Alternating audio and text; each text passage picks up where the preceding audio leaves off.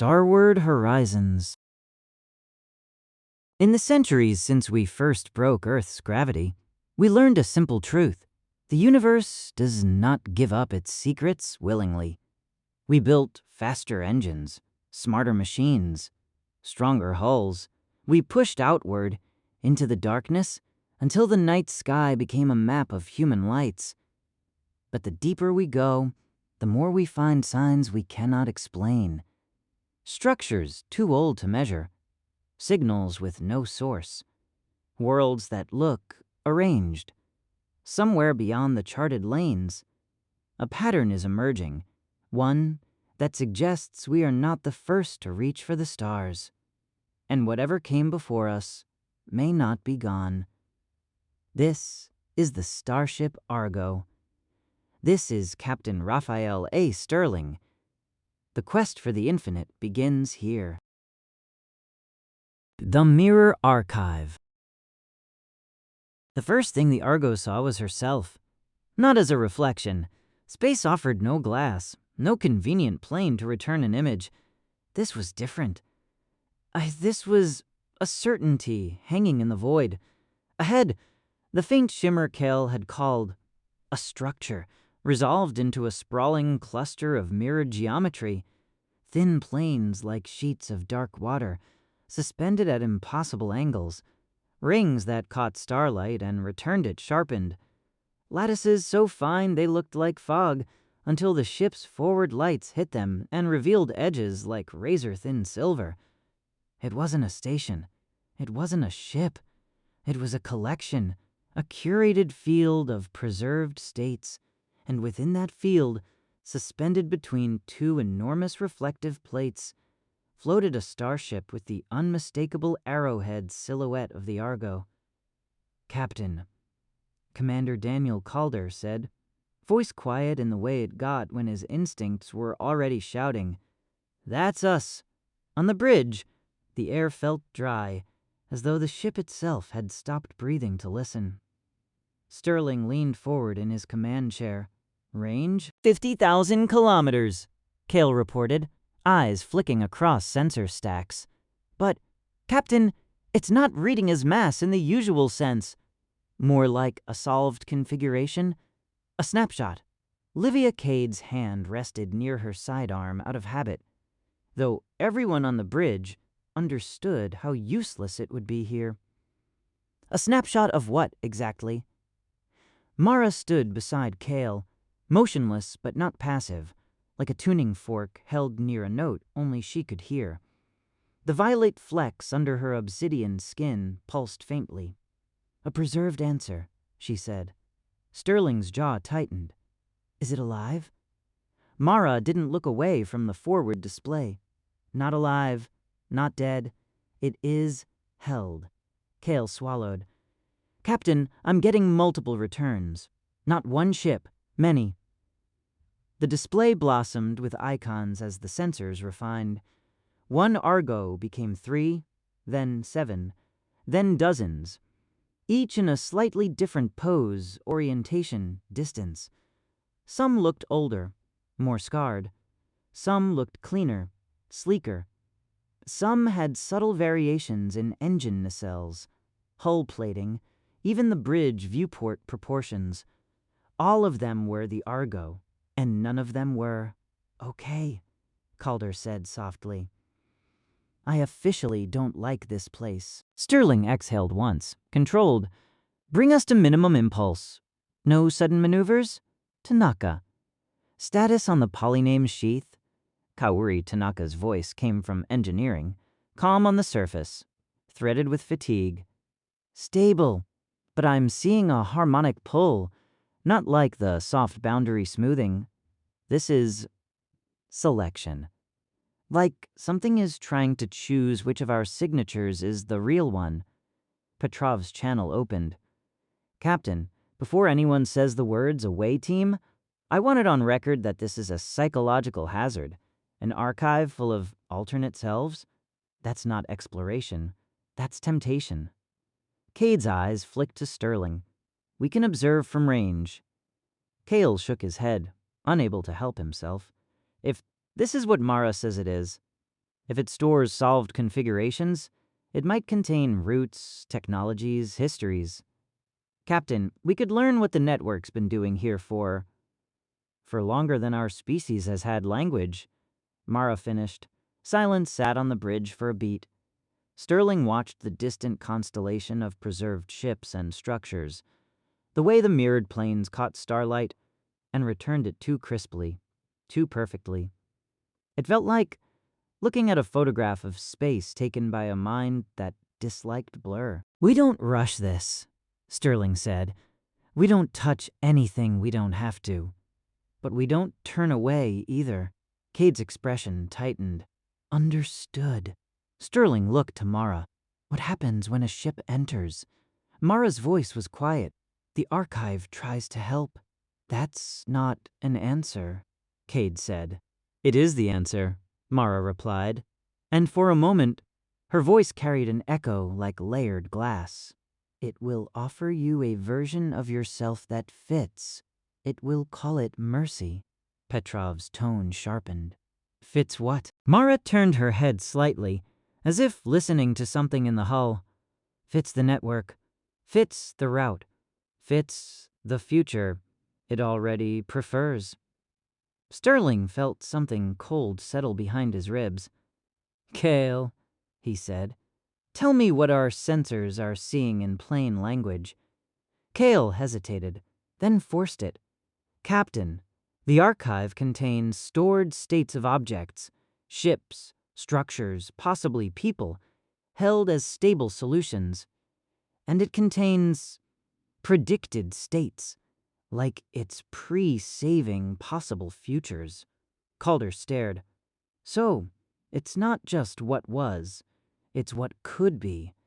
Kale nodded grimly. "Yes." Sterling's hands tightened on the armrests. "Then we're not just trespassing," he said. "We're stepping into a place that thinks it already knows us." Act I, the first offer. The Argo crossed the outer boundary of the Mirror Archive without realizing it had crossed anything at all. There was no shimmer like the soft boundary, no pressure, no smoothing tide. Instead, the stars changed. Not their positions. Space didn't reorient. Their quality did. The pinpricks became too precise, too steady. The black between them deepened into something that felt curated, like a museum's velvet wall. Kel's sensors pinged with a tone that sounded almost like a polite chime. "Captain," he said slowly, "the archive is acknowledging us." "What does that mean?" Calder asked. Kale's eyes darted over his displays. "It's establishing a reference frame. It's reading our—" He paused, then said it. "Check 'em." Tanaka's voice snapped in. "Captain, it's running identity validation on the hull. It's treating the ship like a file." Cade's jaw clenched. "I hate this more than I hated the gate." Sterling stared at the forward display. "Does it know we're many?" Kale shook his head, uncertain. "It's trying to decide. It's not hostile. There's no attack vector. It's just narrowing." Mara's violet flecks brightened. "It is about to present a correction." Before Sterling could ask what she meant, the forward display shifted. A translucent overlay bloomed in front of the star field. A ghost image of the Argo, perfectly centered, perfectly lit, perfectly still. It looked like a promotional render for a ship that had never been used. Then the ship in the overlay changed. Subtly at first, a seam aligned, a panel smoothed. The engine glow stabilized into a single clean hue. Microfractures in the hull, scars from storms, dust, radiation, vanished like they'd never existed. The overlay was not showing them the Argo. It was showing them a version of the Argo the archive preferred. Tanaka's voice went sharp with alarm. "Captain, that overlay isn't just visual. It's a proposed state vector. If it couples to our hull field, it could rewrite our configuration." Petrov's channel opened. Tight. "Rewrite how?" Kale answered, voice thin. restore. Like reverting to a saved file. Cade's hand finally left her holster, because this wasn't a fight she could draw her way out of, and flattened on her console as if she could hold the ship down by force of will. "Captain, tell me we can refuse." Sterling's eyes narrowed. "We refuse." He keyed the comm. "Tanaka, hold the sheath. Do not allow a single identity lock. If you need to increase variance to prevent coupling, do it." Tanaka inhaled audibly. "Copy. But Captain, higher variance makes the crew feel wider. Like Episode 10. "Then we feel wide," Sterling said, and felt the words settle like a stone. "We don't get filed." Mara stepped closer to the viewport, as though addressing the archive itself. "It wants to heal you," she said. "It wants to remove the noise, the scars, the contradictions. It thinks that is kindness." Sterling's voice was flat. "Kindness without consent is conquest." For a moment, nothing happened. Then, the overlay shifted again.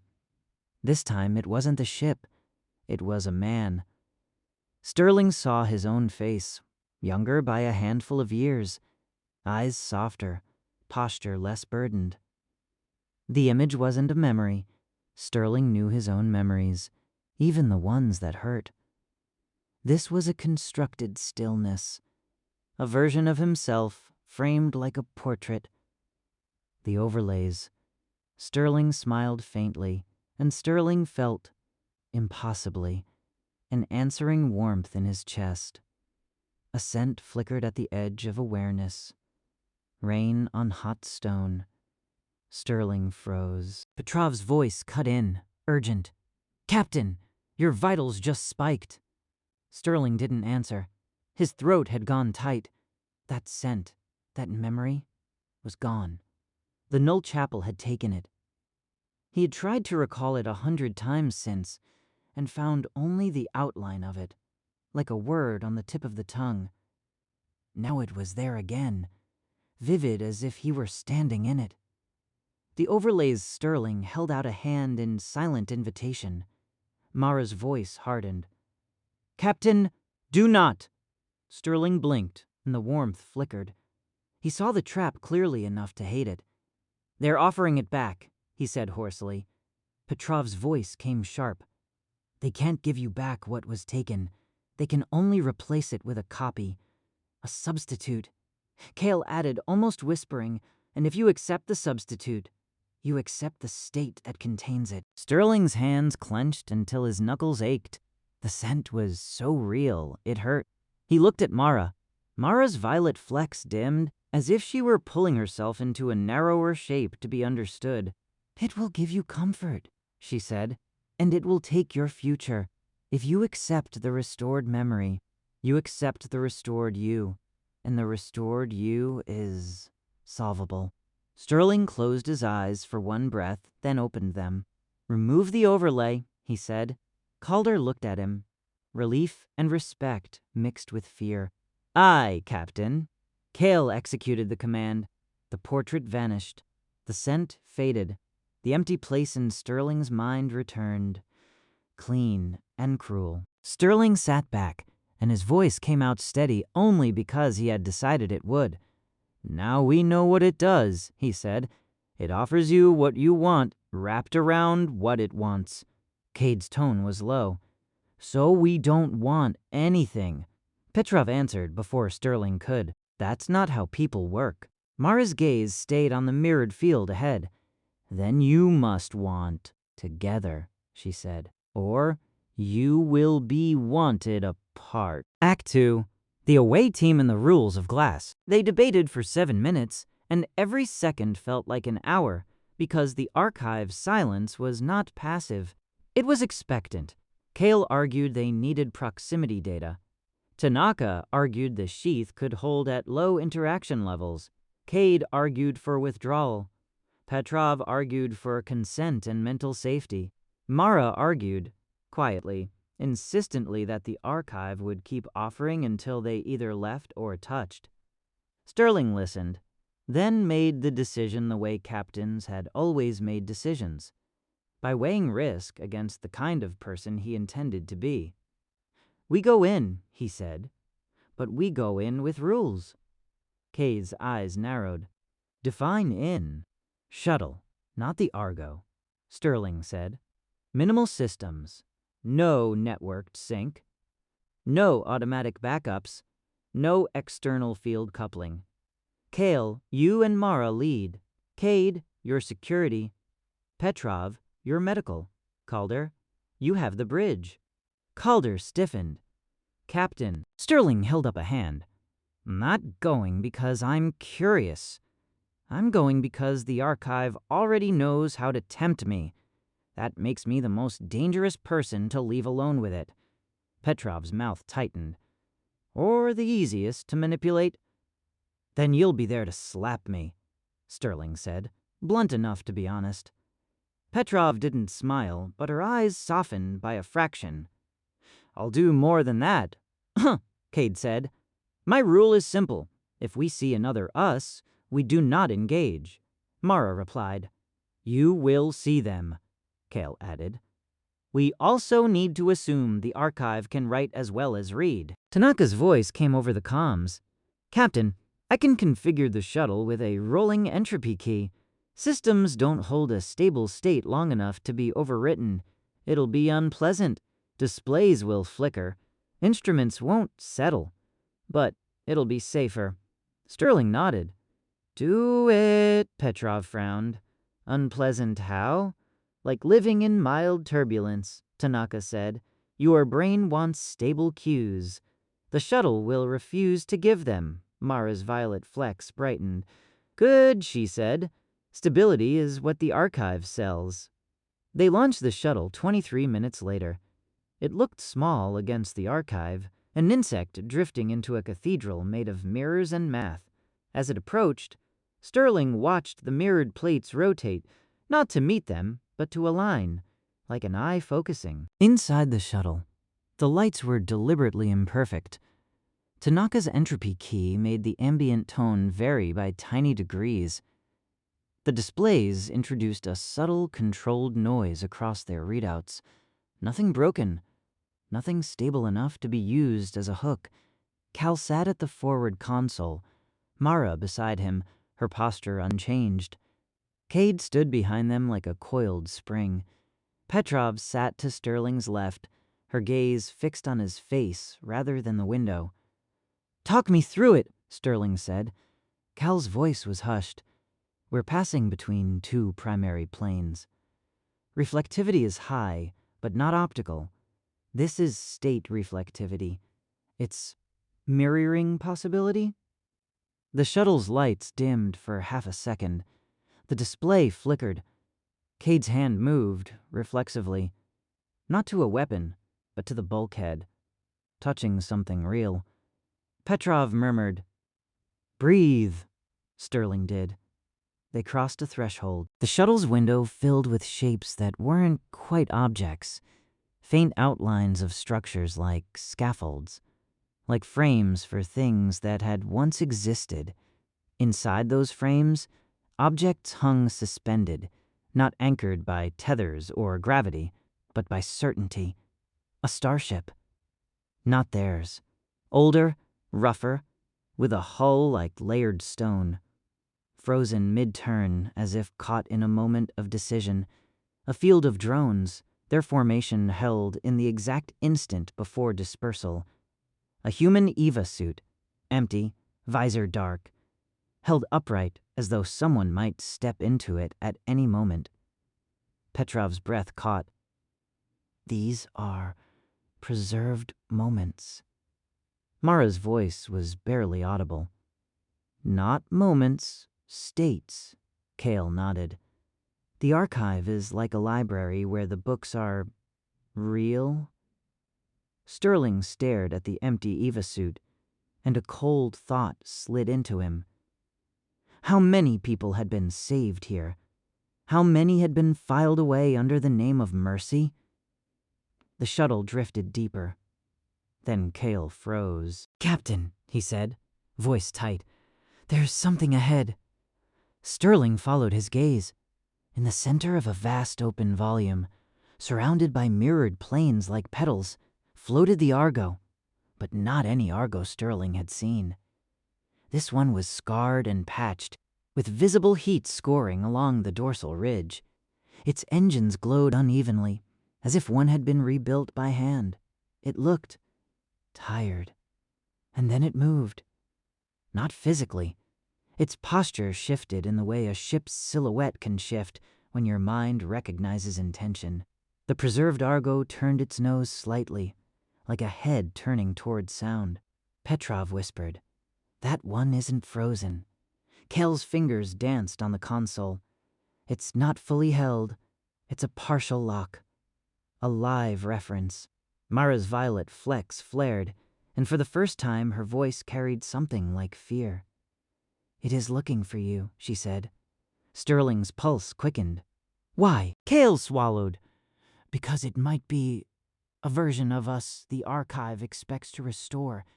Cade's tone was razor flat. "We leave." Sterling opened his mouth to agree, and the shuttle's displays flickered violently. The entropy noise spiked. The cabin light shifted too far, too fast, and for a second, Sterling saw his own hands as if they belonged to someone else. Petrov grabbed his wrist, hard. "Captain!" Sterling focused on her grip. "Skin. Pressure. Present." Cale cursed under his breath. "The archive is pushing back. It's trying to damp our entropy key. It wants the shuttle stable." "Tanaka!" Sterling snapped over comms. "I need more noise." Tanaka's voice came through, strained. "Captain, if I increase it further, your shuttle will start dropping instruments entirely. You'll be flying half blind." "Do it," Sterling said. The shuttle's systems lurched into controlled chaos. Displays flickering, numbers refusing to settle. The sensation was immediate, like trying to think, while a song kept changing key. Kate exhaled once, steadying. "That's better. I hate that it's better." Mara's voice softened. "You are making yourselves unholdable." The preserved scarred Argo ahead responded, not with sound, but with a change in the mirrored planes around it. They aligned, creating a corridor, an invitation. Cale's voice shook. "Captain, it's offering us proximity." Petrov's gaze locked on Sterling. "Don't." Sterling stared at the corridor, and the empty place where his stolen memory lived ached like a missing tooth. Then the corridor brightened, and in the reflections on the planes, impossible, because there should have been no reflections. Sterling saw scenes. Sterling on a planet, laughing, the sound so real Sterling almost remembered it. Calder shaking Sterling's hand in a moment of victory.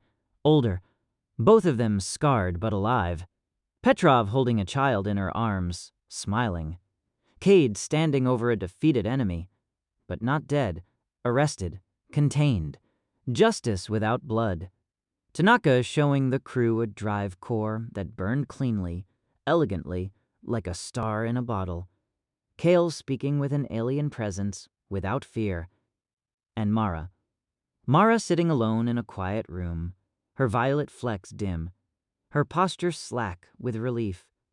A life without variance, a life that fit.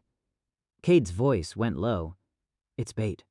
"It's not bait," Mara said, and Sterling realized she was trembling, barely, but enough. It is the truth of what could have been, held as an offering. It does not lie. It just prices it. Sterling's throat tightened. "What's the price?"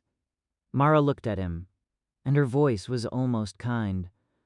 "The same as always," she said. "You..." Act 3. The overwrite wave. The shuttle alarms chirped, soft, polite, like a librarian clearing their throat. Kyle's hands froze on the controls. "We're being addressed." "What does that mean?" Cade snapped. Kyle's voice thinned. "It's issuing a restore request. It's trying to synchronize our current state to a stored one." Petrov's eyes widened. "Like a system rollback." Cade's posture shifted. She didn't have a weapon for this, but she had aggression. and she aimed it at the universe itself. "We refuse." Sterling's voice came out like steel. "We refuse." Kyle tried to execute a command. "Shut down external coupling." The console didn't respond. For a split second, the entropy noise flattened. The displays steadied. Petrov swore under her breath. "It's damping the noise." Mara's violet flecks flared bright, almost white. She leaned forward, palms on the console, and Sterling felt something like a pressure wave in the cabin. Subsonic, not painful, but absolute. "The archive is touching you," Mara said. Then Sterling heard it. Not a voice, not language. An internal suggestion that settled into his thoughts like a memory that had always been there. "You are tired. You are fractured. Let us hold you. Let us return you to the version that survives." Sterling's chest tightened. He saw the portrait of himself again. The restored memory hovering at the edge of awareness, like a warm drink offered to shaking hands. Petrov grabbed his wrist again, harder. "Captain, look at me." Sterling forced his gaze to her eyes. Petrov's voice was firm. "Your memory was taken. This is a copy with a hook. If you accept it, you accept the hook." Sterling nodded once, jaw clenched. Cade snapped, "Kale, fly us out." Kale tried. The shuttle drifted forward instead. Gently, smoothly, toward the corridor of mirrored planes. Kale's voice rose, panic leaking through his discipline. "Controls aren't mine. It's... Captain, it's restoring trajectory." Mara's hands lifted from the console. "It is making you consistent," she said, voice tight with anger. "It is removing your choices." Sterling's mind raced. "Tanaka, can you spike the entropy key again?" Tanaka's voice came through, strained. "Already at maximum." "Captain, if I go further, the shuttle might lose navigation entirely."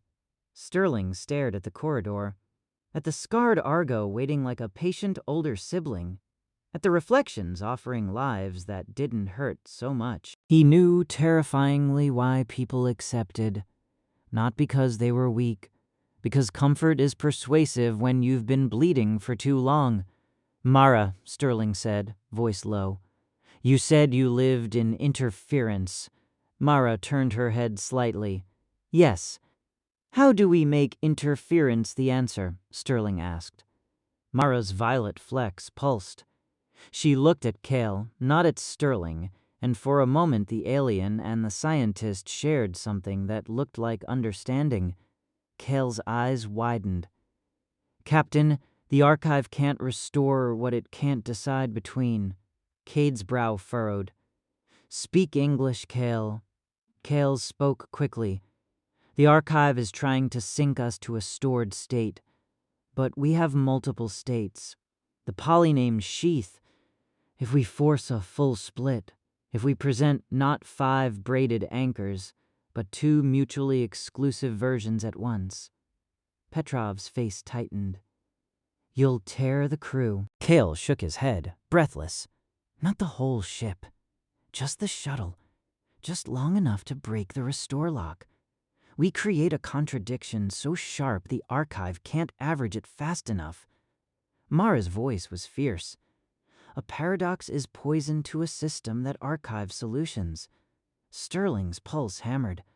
He saw it. The archive as a librarian that could only shelve books with one title. Give it 2 titles that were both true, and its hands would hesitate. Sterling looked at Petrov. Can the crew in this shuttle survive a forced split? Petrov's jaw worked. "We might," she said, and Sterling heard the pain in the word. "But it will hurt, and someone might lose coherence for a while."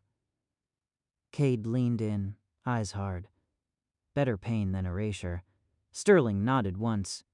"Do it." Kale's fingers flew. Tanaka's entropy field fought to keep pace. Mara placed her palm against the shuttle bulkhead, as if anchoring herself to something real. "Ready," Kale said, voice shaking. Sterling's voice was calm because it had to be. "On my mark." The corridor of mirrors brightened, as if pleased. The scarred Argo ahead seemed to wait. Sterling felt the offer press closer. The restored memory, the healed ship, the easier life. He hated how much he wanted it. "Mark," he said. Cale triggered the split. The world doubled. Not visually, not as a hallucination. Structurally, Sterling felt two versions of his own heartbeat overlap out of phase. The cabin lights flickered into two different temperatures at once.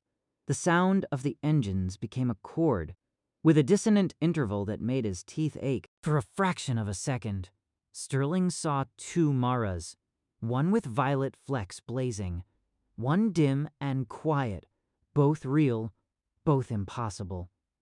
Petrov gasped, and her grip on Sterling's wrist became an anchor line across universes. Cade swore once, low and vicious, as if swearing could nail her to the floor. The shuttle lurched, not forward, not back, sideways through possibility. The mirrored planes around them shivered. The corridor stuttered, its perfect alignment failing as it tried to decide which shuttle it was guiding. Cale's voice came out as two overlapping tones. "It can't lock, Captain! It can't lock!" Mara's voice was a blade. "Now!" Sterling forced his mind into the simplest possible command. "Burn!" Cale slammed the engines to full. The shuttle surged and the dissonance snapped, not cleanly, but like a rope fraying before it breaks. The cabin lights steadied. Sterling's stomach heaved. Petrov made a sound between a sob and a laugh. Behind them, the corridor of mirrors collapsed into misalignment. The scarred Argo receded, its posture shifting as if disappointed. The archive didn't chase them with weapons. It chased them with help. A wave rolled through the mirrored planes, a restore pulse trying one last time to catch them and gently place them back where it preferred. Mara's palm pressed harder against the bulkhead, and she whispered something that wasn't language. A harmonic denial. A refusal shaped like a note. The pulse hit the shuttle and slid off, confused, as though it had reached for a file and found only a folder full of contradictions. The shuttle cleared the immediate field, drifting back toward the Argo's protective distance. Cale collapsed back in his seat, shaking. Petrov's voice was breathless. "Everybody, check in! Names, roles, present!" "Sterling," Sterling said, voice rough. "Captain, here." "Cade." Cade said immediately. "Security, here." "Cale," Cale whispered. "Science, here." "Mara," Mara said, and Sterling heard the relief in it like a crack in stone. "Here," Petrov swallowed. "Petrov, doctor, here." Silence for a beat. Then Petrov's eyes narrowed. "Cale, say your full name." Cale blinked. "Soren Cale." Petrov's gaze sharpened. "Middle initial." Cale frowned. "I don't have..." Sterling's stomach dropped. "Soren?" Cale's face went pale as he realized what had happened. I did," he whispered. I did. I did have one." Petrov's expression softened and hardened at once. "Okay," she said, voice controlled. "That's manageable. Not catastrophic, but it's evidence. Captain, this place takes pieces cleanly." Sterling's eyes drifted to the forward window. The mirror archive hung behind them like a cathedral that had offered them shelter, and almost succeeded. "What did we get?" Cade demanded. The way she demanded proof that suffering had purchased something. Cale looked at his console, hands trembling as he pulled up data. His voice was quiet. "We got confirmation," he said. "The network doesn't just observe us. It pre-saves us. It keeps versions. It anticipates. It can offer us outcomes like products." Mara added, voice bitter. "It calls it kindness." Sterling stared at the drifting mirrored planes, and the emptiness where his stolen memory lived felt sharper, because he'd touched its counterfeit and refused it. He didn't feel heroic. He felt human. "Anything else?" Sterling asked. Cale hesitated. "Yes," he said. "When we forced the contradiction, the archive glitched. For a moment, it revealed a pathway. Not a location, a logic route. A place where contradictions don't just break the system, they open a third outcome. Sterling's gaze sharpened. A third outcome. Kale nodded slowly. A third answer. Mara's violet flex pulsed, steady now. There are nodes that punish paradox, she said, and nodes that reward it. Cade's lips curled. Good, because I'm in the mood to be rewarded for being difficult. Petrov's expression remained tight, but there was something like resolve in it too. Captain, she said, this crew's becoming skilled at refusing comfort. That's dangerous. For morale, for sanity, but it might be the only reason we're still ourselves. Sterling nodded once. Then we remember this, he said quietly. The archive will always offer you the easiest version of your life, and the cost will always be your future. He keyed the comm to the Argo. Calder, he said, prepare to receive shuttle, then set course on Kale's new route. Calder's voice came through, steady. Aye, Captain. Welcome back. Sterling looked one last time at the mirror archive before the shuttle turned. It didn't move. It didn't threaten. It simply waited, like a library that never closed, confident that sooner or later everyone came back for the book that promised to fix them. Sterling turned away. Let's go find the node that hates being forced to choose, he said. Mara's voice, softer now, carried the faintest note of hope. Yes, she said. Let's go break open the third door. Thank you for listening. If you like this story, please subscribe for more.